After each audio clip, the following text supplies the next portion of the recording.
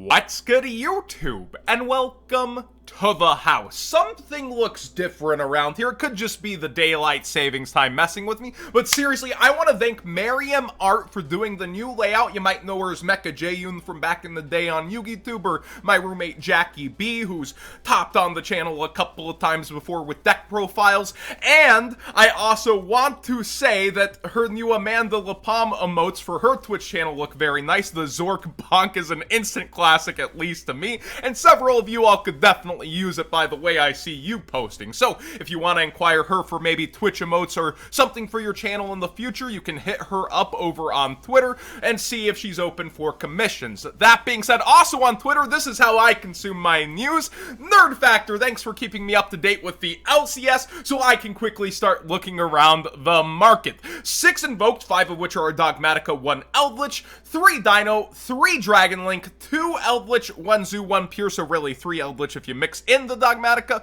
1 Prinkid, and 1 Shadol have topped. Now, Prinkid, that has been floating in and out of last format as well, is kind of impressive, but it does feel like more of the same a bit, right? So your opinion whether or not on this metagame being healthier or how it's evolving, I wanted the more new decks to rise back up, well, prices are going burr on old stuff. Nadir Servant was already going up and it goes up surging further. You can see a market price of 82 and now it's in danger of maybe even breaching triple digits to pass that $100 mark as people think about what they're playing. I do want to give this warning. Rise of the Duelist was short printed. You have to remember that on its release, meaning Konami may even put up the timetable on getting reprints to the set. Could it be in Ghosts from the Past? I think that's less likely, but could happen. We're talking Konami here. They want to sell product and put their best foot forward in certain instances. Could it be in Battles of Legend this year? Past Battles of Legend have done huge chase cards like Boral Sword, and then the Megatons, almost definitely you will see cards like this by then. So for the time you're going to be using it versus buying into the hype, yes, if you want to play Yu-Gi-Oh! The next few months and do it competitively towards the top scale and have a deck that's going to perform, I understand why people are spending their money here, but do consider the reprint clock versus cards like this at this point. And when we talk reprint clocks, that also means the announcement. Once a reprint is announced, that's where prices can really fall. And of course, Ecclesia, you need a couple of those for the deck, right? Up towards 35 after not moving much the first couple banless days. Now it is really jumping. I think it was around 26 and we can see the lowest are now near 35-ish. Dragon Link itself, no slouch. Rise of the Duelists, rise of the prices once again. Chaos Ruler, the chaotic magical dragon, try saying that 50 times fast.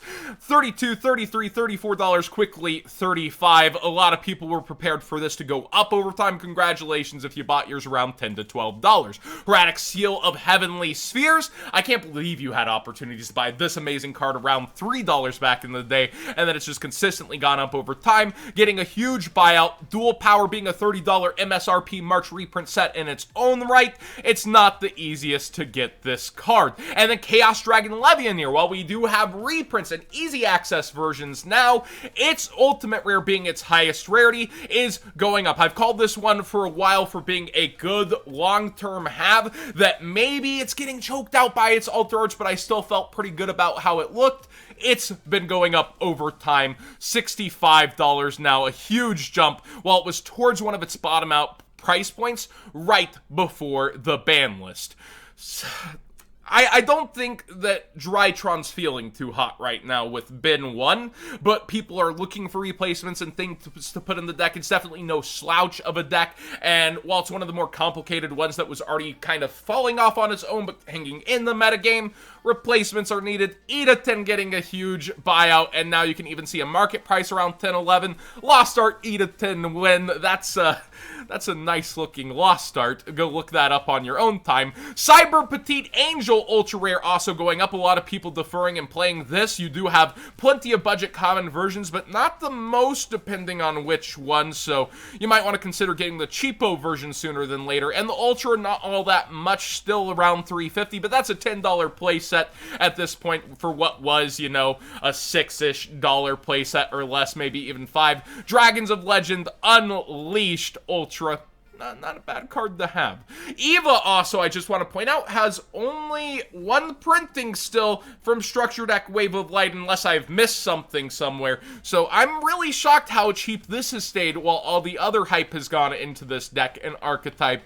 I would consider having a playset of this for what a resource game it offers. Finally wrapping up, you know, all that hype, I was looking up Herald of the Orange Light to see where it's at. It's still at $50. Oh my gosh, if you got it at 18. But Link Spider going up further into this metagame, being able to out the Nibiru token into an effect monster to help you Link summon, and then Cosmic Cyclone going up as well. OTS Tournament Pack 7 is just super stonks right now, and it's crazy. And Super Fossil Dig, one of the best TS pack supers over time. Now, it doesn't seem like it's just crazy deck go here because of banlist. It's also meta staples. Access code Talker has breached $90 again. It wraps back into the conversation of how much time do I have to use this versus a reprint clock. Being an Eternity Code, it's even closer because they went to Dark Neostorm in dual power. They went, oh, dual overload, my bad. All these dual sets, reprint sets, there's so many of them. But in dual overload, we did see them go to Dark Neostorm, have big money cards like Dengirsu in there. And with so few cards from Ignition Assault being star reprints, even with upcoming support, you're basically at Rose, Lightning Storm, and Ignister Island. Like, those are your star reprints. Gizabek, Kaku with future support. That's 4 cards, and we have 82 reprints to fill. I feel like they might go towards Eternity Code, but how big will they go? That's the true question. So, we still have that set coming very soon. While it's double MSRP, that means a ton of it's going to be cracked open for ghost rares, and while other chases will still do good, there should be a record amount of cards being busted out from it as people chase the chases. Yeah, it's going to be wild. So could this be in there? Absolutely. When would we find out? Either when it's leaked, Konami works with Yugi tubers to show it off, or maybe it's not. Maybe it's towards Battles of Legends and Megatons. We're going to just have to wait and see.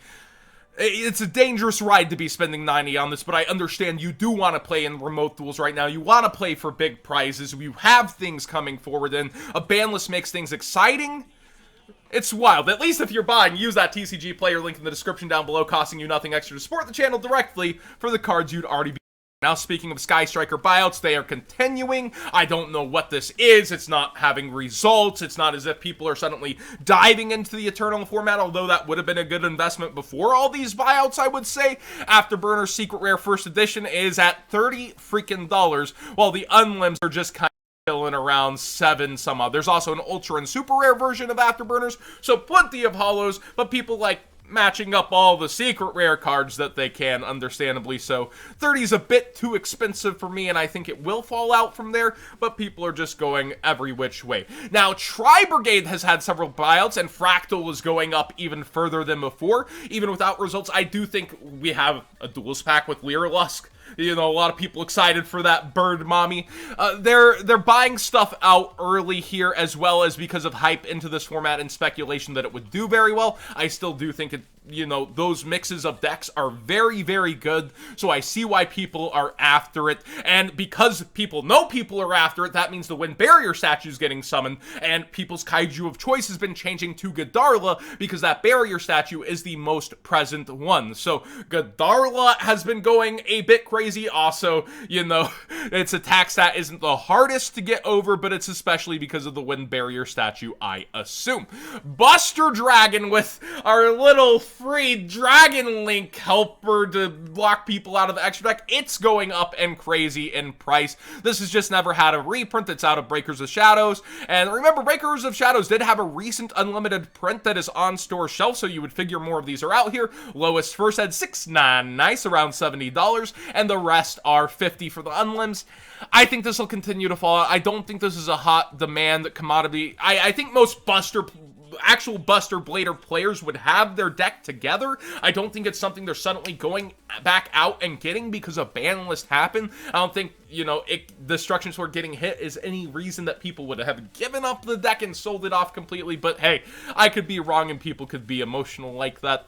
I don't buy into this hype, and I think it'll be falling back down towards 30 and 325 like it has many times before, despite its multiple buyouts. Now, speaking of general excitement, number 39 Utopia. I called this one as a decent long-term investment a while ago. It's heavily overshadowed by 10,000 Dragon, which got rolling buyouts from the Japanese, but they've started to leave it alone. And even despite Battles of Legends sealed going way up, 10,000 Dragon's chilling. Now, Utopia was around $300-ish. You could get it at 320. You can see the market price, and the lows are around 400 and then quickly 500.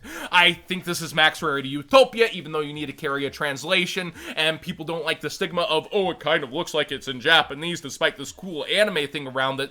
I'm telling you, the future vintage, the last line of vintage, in my opinion, is number hunting. This is a top rarity Utopia. It looks very nice in person, and I see why people are after it. Now, where will it go from here? It could cool down after its buyout, or a couple more ends up really pushing its level up, and people might be waiting. People, okay, it's around 500, I'm going to list mine at 500. Oh, it's over here, I'm going to list it. You definitely have a ton of people lined up waiting to sell theirs potentially, but there's just not the most of them, especially versus the value out of Battles of Legend, the 2 chase cards hard carrying, and this was pulled less often than 10,000 Dragon on every major vendor's pull rates. I think that it's a pretty good hold, but we'll see where it goes specifically from here. And finally, it still just blows my mind. This dude's back in its holo version isn't like going wild, going crazy or anything, despite all the hype around it. That blows my mind. Thanks for watching today's Market Watch. Please subscribe if you haven't already. Give this video a thumbs up if you enjoy the new layout and pacing, and I'm going to continue to try to break things down for newer players on my opinions while keeping you, you know, people who are in the know entertained and bring you value through the content. Thank you so much for watching, and again, thank you so much for the new layout.